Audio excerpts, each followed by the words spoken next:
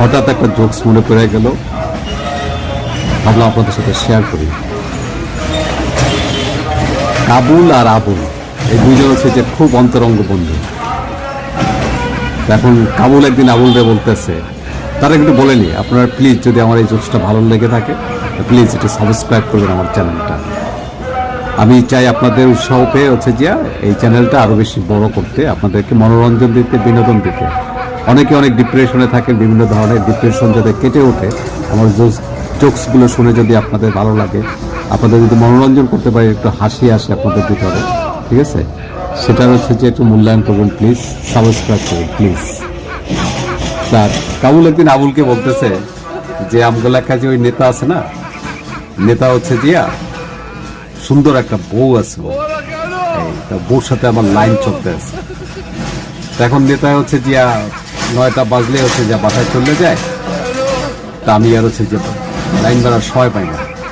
তা বল তুই আমার একটা উপকার কর, তুই হচ্ছে যে নেতার সাথে হচ্ছে যে গল্প গুজব কর, গল্প গুজব করে কোনোভাবে হচ্ছে যে 10টা 10:30টার মধ্যে হচ্ছে যে আমার কাজ শেষ হয়ে যাবে, তুই হচ্ছে যে আমার একটা মিস কল দিবি, আমি বুঝে ভালো যে হচ্ছে যে নেতায় বাড়ি থেকে আসতেছে, আমি বাড়ি দিয়ে ফাইটে যাবো।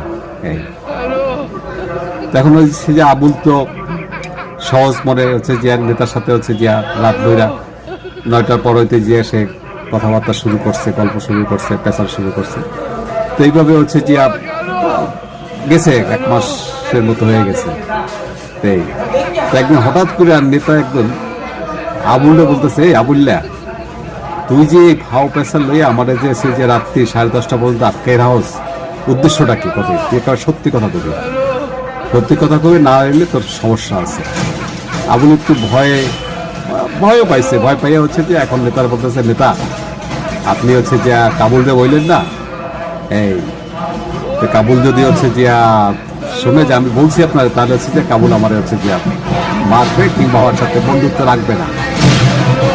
তা এখন হচ্ছে যে নেতা বলতেছে ঠিক আছে বল, তুই নির্ভয়ে বল যা। তা বলতেছে ওই যে কাবুল আছে না, কাবুল হচ্ছে যে আপনারা আমার সাথে কথা বললে ব্যস্ত রাখতে বলছে, আর ওদিকে আপনার বউর সাথে সে যে ডেট মারতে আছে।